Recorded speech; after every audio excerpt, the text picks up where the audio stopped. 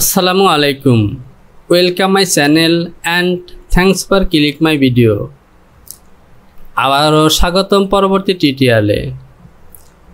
আমরা পূর্বের ভিডিওতে F8 থেকে মেজারমেন্টের অধীনে থাকা যেই ফাংশনগুলো দেখতে পাচ্ছেন, যেমন স্পেসশিট, লেন্থ, অ্যাঙ্গেল, এরিয়া প্যারামিটার, সিম লেন্থ, এগুলো নিয়ে আলোচনা করেছি। কোনটিতে কিভাবে কাজ করবেন তা শিখেছি। আজকের ভিডিওতে আমরা শিখব ডাইনামিক মেজারমেন্ট। তো প্রিয় ডপার, বরাবরের মতো আপনি যদি আমার চ্যানেলটিতে নতুন হয়ে থাকেন তাহলে চ্যানেলটিকে সাবস্ক্রাইব করুন, পাশে থাকা অ্যালার্ম বেলটিকে বাজিয়ে দিন নতুন নতুন ভিডিও নোটিফিকেশনগুলো পাওয়ার জন্য। আর যদি আপনি আমার পুরাতন সাবস্ক্রাইবার হয়ে থাকেন তাহলে অসংখ্য ধন্যবাদ। ভিডিওতে একটি লাইক করে সঙ্গে থাকুন।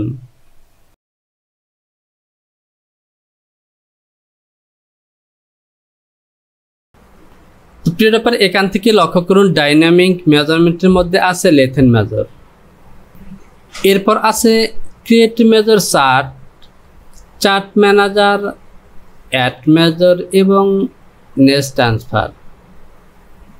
তো প্রিয় ব্যাপার, এই ডাইনামিক মেজারের এই অপশনগুলো সাধারণভাবে লিঙ্ক প্যাটার্নের কাজ করার জন্য। আমরা যখন লিঙ্কের মাধ্যমে প্যাটার্ন তৈরি করব, অর্থাৎ এক্সপার্ট সিস্টেমে প্যাটার্ন তৈরি করব, তখন এই অপশনগুলো আমাদের প্রয়োজন হবে। সুতরাং যেহেতু আমরা নতুন এবং আমরা প্যাটার্ন তৈরি করা শিখছি, সুতরাং আমরা তো এখন এক্সপার্ট সিস্টেমে কাজ করছি না, সুতরাং এগুলো নিয়ে আমি এখন আলোচনা করব না। আমি যখন লিঙ্ক প্যাটার্ন তৈরি করব তখন এগুলো নিয়ে আলোচনা করব এবং এগুলি দিয়ে কিভাবে কাজ করা হয় তা শিখব। এরপরের অপশনটি হলো অ্যাসেম্বল, অর্থাৎ মিটিং বা সমাবেশ। একাধিক পিসকে এক জায়গায় করে বা পিসের সমাবেশ করে দেখার জন্য এই সেকশনগুলো। শুরুতে আছে ট্র্যাক। এই ট্র্যাক অপশনের কাজ হলো দুটি পিস দেখতে পাচ্ছেন, একটি পিসকে আরেকটি পিসের সাথে কম্পেয়ার করে দেখা বা দুটি পিস একসাথে করে চেক করে দেখা। আমি ট্র্যাক সিলেকশন করলাম এবং ব্যাগের এই লাইনটিকে সিলেকশন করলাম, এখানে ক্লিক করলাম। তো দেখতে পাচ্ছেন আমার ব্যাগটি ফন্টের উপরে চলে এসেছে। যেহেতু ব্যাক পার্ট এবং ফ্রন্ট পার্টের মধ্যে ফ্রন্ট পার্টটি ডাউন সাইডে আছে, এই কারণে কিন্তু ফ্রন্ট পার্টটি দেখা যাচ্ছে না। আমি যদি যে বাটনটি প্রেস করি তাহলে দেখতে পাচ্ছেন এটি আলাদা হয়ে গেছে। এবার আমি এই পিসটি ক্লিক করে এখানে নিয়ে আসবো। তাহলে দেখতে পাচ্ছেন আমরা কিন্তু দেখতে পাচ্ছি যে ফ্রন্ট পার্টের সাথে ব্যাক পার্টের কী ধরনের ডিফারেন্স এবং শেপের কী ধরনের চেঞ্জ আছে। সে সাথে সাইটের যেসব লাইনগুলো একই মাপে থাকার কথা সেগুলো একই মাপে আছে কিনা তা কিন্তু দেখা যাচ্ছে।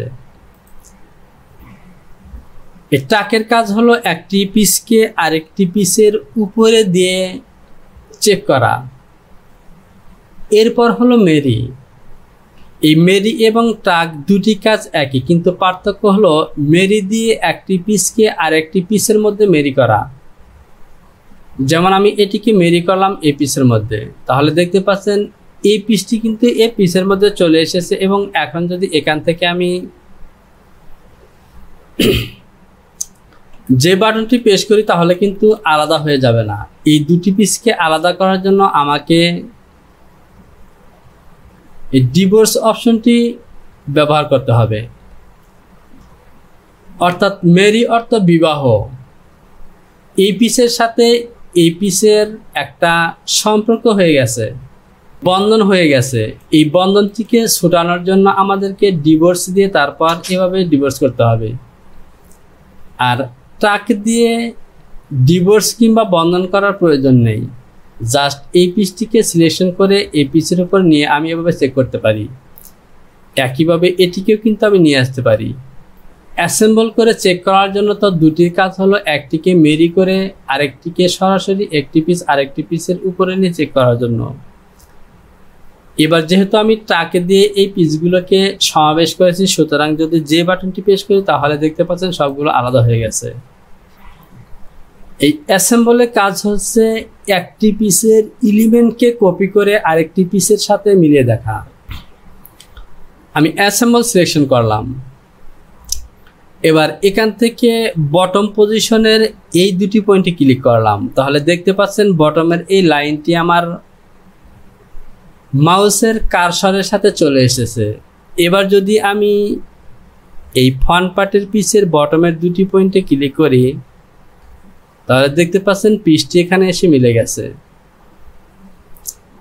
প্রাইভেট সিলেকশন করলাম। আমি শেষে যে পয়েন্টটিতে ক্লিক করেছিলাম সে পয়েন্ট বরাবর এটি ঘুরছে। দেখতে পাচ্ছেন অনেকটা মেরির মতোই। মুভ মেরি সিলেকশন করলাম, এখান থেকে মিলিয়ে দিলাম। এবার কিন্তু এই পয়েন্টটি ক্লিক করে এবার এই পয়েন্টটি কেন্দ্র করে এভাবে ঘুরবে।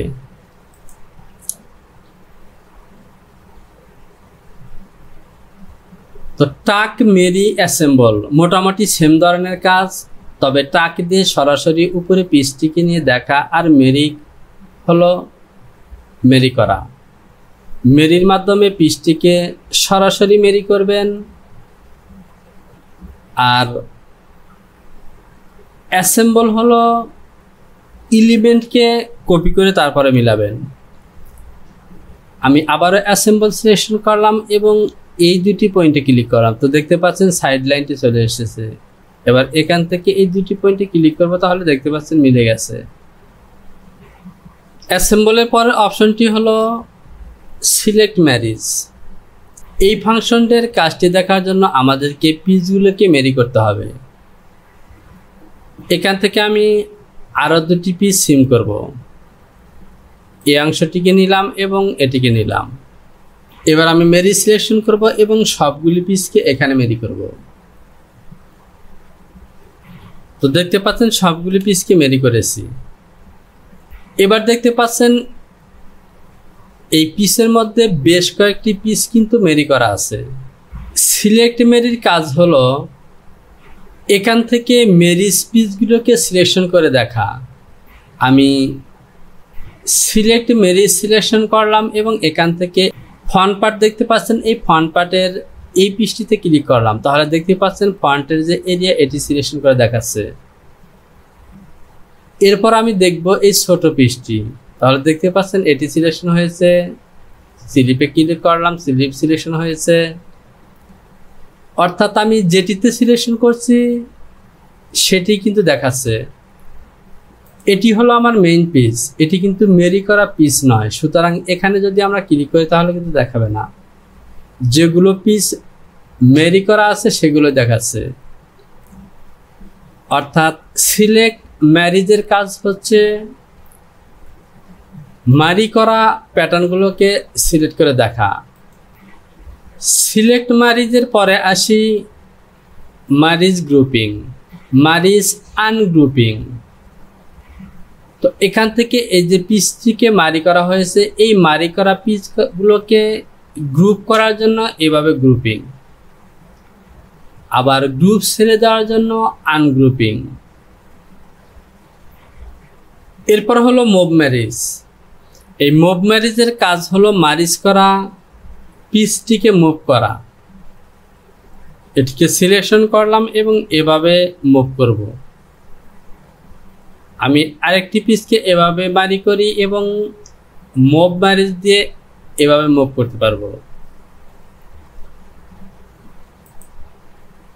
এখান থেকে যদি আমি F3 থেকে মুভ সিলেকশন করি তাহলে দেখতে পাচ্ছেন এই মারি করা পিস কিন্তু মুভ হচ্ছে না। এই মারি করা পিসটিকে মুভ করার জন্য আমাকে অবশ্যই এই মুভ ম্যারিজ অপশনটি সিলেকশন করতে হবে।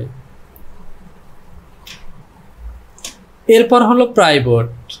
প্রাইভেটের কাজ হলো ঘোরানো। আমরা আগেই দেখেছি প্রাইভেট দিয়ে কিভাবে ঘোরাতে হয়।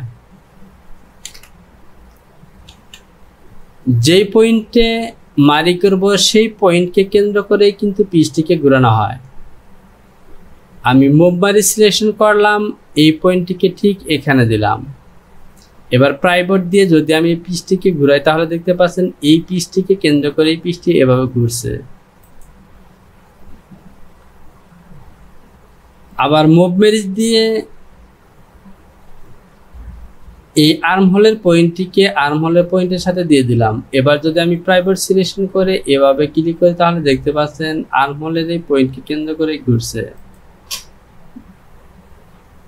এরপর হলো ওয়ার্কিং পিস। এই ওয়ার্কিং পিস হলো একটি এলিমেন্টের সাথে আরেকটি এলিমেন্টকে মিলিয়ে দেখা, মেরি করা অবস্থায় মিলিয়ে দেখা। তো এখান থেকে আমি ডিভোর্স করলাম। এবার আমরা এখান থেকে ওয়ার্কিং পিস দিয়ে কিভাবে কাজ করব তা শিখব। ধরুন এই যে স্লিপটি আছে, এই স্লিপটি জয়েন হবে আর্মহোল পজিশনে। এটি হলো ফ্রন্ট আর্ম এবং এটি হলো ব্যাক আর্ম। আর এই স্লিপটি কিন্তু এই দুটি আর্মহোলের শোল্ডার জয়েন করার পর এখানে জয়েন হবে। আমরা ওয়ার্কিং পিস দিয়ে এক্সপার্ট সিস্টেমে এই আর্মহোলটি ছোট বড় আছে কিনা তা চেক করতে পারবো। এটিকে দুভাবে চেক করা যাবে। যেমন আমি এখান থেকে স্প্রেডশিট অন করলাম,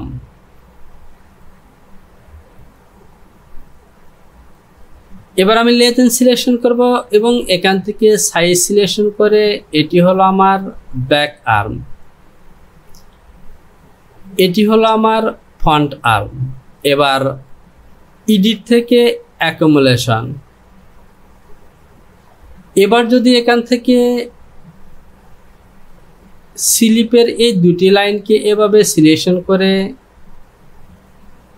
এখানে ক্লিক করি তাহলে দেখতে পাচ্ছেন ব্যাক এবং ফ্রন্টের টোটাল লাইনের লেন্থ হলো এখানে, আর স্লিপের টোটাল লাইনের লেন্থ হলো এখানে। তাহলে দেখতে পাচ্ছেন এখানে আছে 20.933 আর এখানে আছে 22.426। এই যে বডির আর্ম এবং স্লিপের আর্মের লাইনগুলোকে চেক করলাম, এই চেকটি করার জন্য আমরা এক্সপার্ট সিস্টেম ব্যবহার করতে পারি, আর তা হলো ওয়ার্কিং পিস দিয়ে। তো চলুন এবার আমরা সেই কাজটি শিখব। আমরা ফ্রন্টের এবং ব্যাগের আর্মহোলকে শোল্ডার লাইনকে জয়েন করে তারপর স্লিপটিকে কিভাবে জয়েন করব তা আজকের ভিডিওতে আমরা দেখব। আমি ফ্রন্ট পার্টটিকে সিলেকশন করলাম, F2 থেকে ওয়াই সিমে ক্লিক করে এটিকে ঘুরিয়ে নিলাম। এবার F8 থেকে মেরি সিলেকশন করব এবং এই যে নেকের শোল্ডার, এই শোল্ডারটিকে ব্যাক পার্টের এই নেকের সাথে মেরি করব। এই অংশটিকে বড় করলাম, প্রাইভেট সিলেকশন করলাম এবং শোল্ডারে এই লাইনটিকে ঠিক এই লাইনের সাথে এভাবে মিলিয়ে দিব। তো আমরা যখন সুইং করব তখন ঠিক এই ফ্রন্টটা এবং ব্যাকটি কিন্তু এভাবে জয়েন হবে। এরপর স্লিপের প্যাটার্নটি এখান দিয়ে জয়েন হবে। এবার আমি মারি সিলেকশন করলাম এবং স্লিপটিকে এখানে মারি করলাম। এই অংশটিকে বড় করলাম, প্রাইভেট সিলেকশন করে এভাবে ঘোরাবো।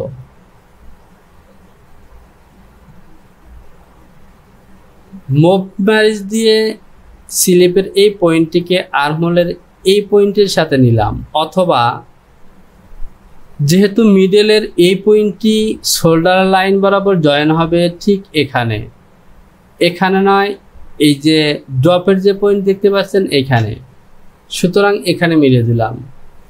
এবার আমরা চলে যাব ওয়ার্কিং পিস, ঠিক এখানে ক্লিক করব। এবার দেখতে পাচ্ছেন লাইন বরাবর এই স্লিপটি এভাবে কিভাবে জয়েন হবে তা কিন্তু দেখতে আসছে। এবার আমরা ওয়ার্কিং পিস দিয়ে এখানে ক্লিক করলাম। এবার দেখতে পাচ্ছেন মাউসটি টানার সাথে সাথে স্লিপটি কিভাবে জয়েন হবে তা কিন্তু দেখতে পাচ্ছি। খুব সুন্দর একটি সিস্টেম। এই সিস্টেমে এভাবে চেক করতে কিন্তু অনেকটা মজার ব্যাপার। তো দেখতে পাচ্ছেন কিভাবে স্লিপটি জয়েন হবে। ওকে, তো এখানে যেহেতু ইন পয়েন্ট আছে সুতরাং এখানে আর যাবে না, আমাকে এখানে আবারও ওয়ার্কিং পিস সিলেক্ট করে এখান থেকে ক্লিক করতে হবে। তো দেখতে পাচ্ছেন এবার কিন্তু অপর অংশ এভাবে জয়েন হচ্ছে। এভাবে আর্মহোলের লাইনের সাথে নয়, শুধু যে কোনো পিসকে আর একটি পিসের এলিমেন্টের কিভাবে জয়েন করা হবে তা চেক করে দেখার জন্য এই ওয়ার্কিং পিস। এরপর হলো ডিভোর্স, আর ডিভোর্সের কাজ হলো ডিভোর্স করা। মারি অর্থ বিবাহ করা, ডিভোর্স অর্থ ডিভোর্স দেওয়া।